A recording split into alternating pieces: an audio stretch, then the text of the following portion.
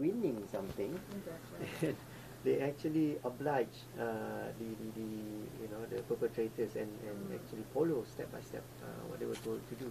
And these are the cases where very very sad cases where you find that people lose their life savings, people lose a lot of money. You know, so what we want to tell the listeners is, if you are a victim, do not be ashamed, do not be embarrassed, because the perpetrators are highly skilled people who know what they are doing, and there have been a lot of people who have been misled and fooled by this type of scams or fraud. And what goes through the public minds, including myself, how does this culprits, get this personal information of consumers? See, there are a lot of ways for the culprits to get the information. One way is through social networking sites like Facebook, Twitter, and so on and so forth. So here I want to take this opportunity to also advise the listeners to not put in your personal information, insensitive information, like your address, where you live, your IC number, Okay. for instance, your phone number, because these are details that can be used to call in, say, your credit card company, and like I said, the culprits are very highly skilled people. They can use that information to gain access to your accounts, for instance. So our advice to the public is be careful. Be very careful, because whatever information you put online can be used against you. And we also advise the public to actually take the proactive role of also informing their peers, advising their siblings, advising their children to do the same.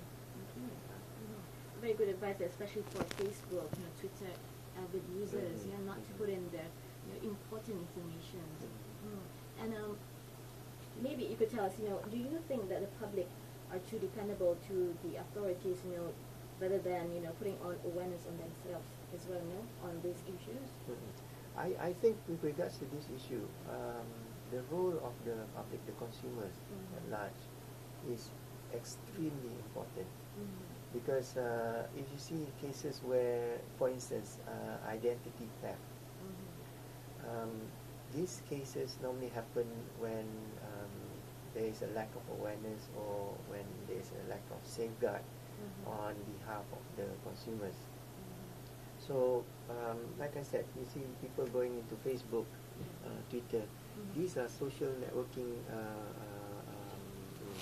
phenomenon, where you have your real life social network transferred online.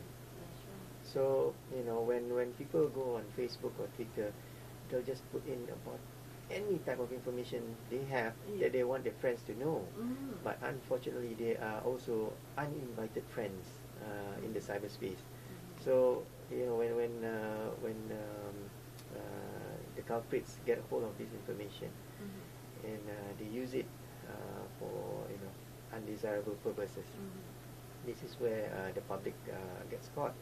So it is really important for the consumers to be aware of the situation and to be empowered. In this case, you don't really need to rely on the authorities to empower you. You can empower yourselves. You can protect yourselves by doing what I mentioned just now. Do not put sensitive information online. Keep it to yourself. I mean, if you want to put it on Facebook, why not just mention it to your friend face to face? You see. So there are a lot of ways for the consumers to take an active role in protecting themselves. But for Consumer Forum of Malaysia, we will continue doing these awareness programs and education programs, because sometimes we as consumers, we need to be reminded. We need to be reminded of such things. Well, if you just join us, well, in the studio is Encik Muhammad Tahir Muhammad Noor, who is the Executive Director of Communications and Multimedia in Senior Forum of Malaysia. In a way, they are like cyber cops, right?